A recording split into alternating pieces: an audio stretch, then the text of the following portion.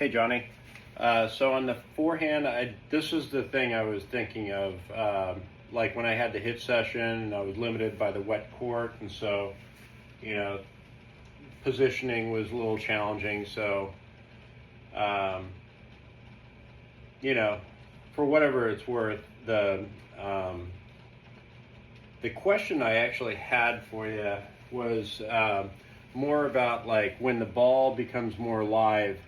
I've found that like when I set up and I start tracking the ball, because you know we all have, I mean, who are named Sinner and Alcaraz and Federer and all these great and even like higher level players like you and you know, like we're all on some tier of how much we can coordinate, you know, basically. I've met my limits of coordination, you know, juggling, trying to juggle and talent and things like that, you know, trying to, and one thing that I've kind of distilled it back to how much can I track the ball and still make good, clean contact. So we're all juggling all these things.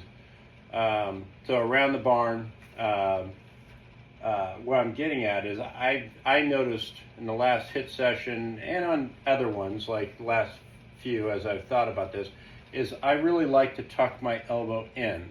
And I think because I have this tendency to want to like this is lifting the racket, so I can do this, but I kind of like to, like moving around and doing two things at once.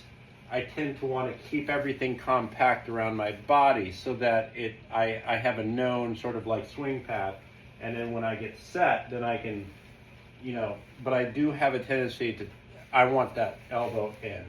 You know, I know it'd be great to be able to have it out. I've had some pros tell me, like, try to like push it out and then hit, you know, and that's all great, well and good. If you have a ball that's coming right at you, but I'm just not comfortable going out like this and tracking the ball.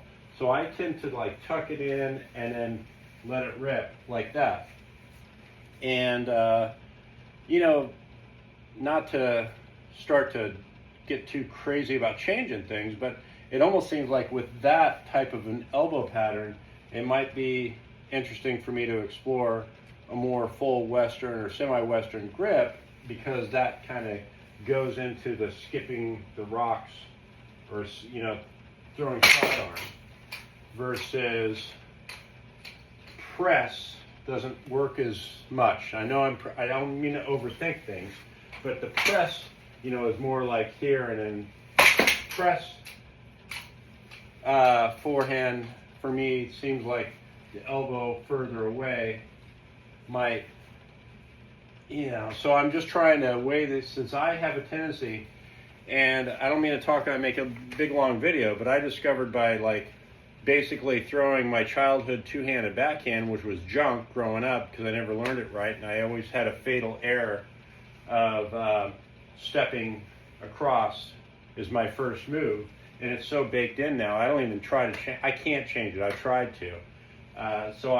You can't hit a good two-handed backhand when you're stepping across. However, a year and a half ago, I went through the process of learning a one-handed backhand, and that works beautifully. You know, so my first tendency to step across works well with the one-handed backhand. So I'm just saying, I'm thinking out loud, like,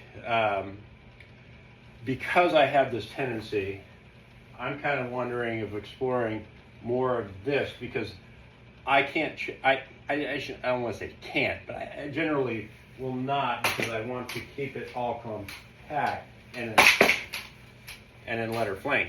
So anyway, just interested about your thoughts. That's a 4-minute video. I'm so sorry about that. Anyway, hopefully you don't mind.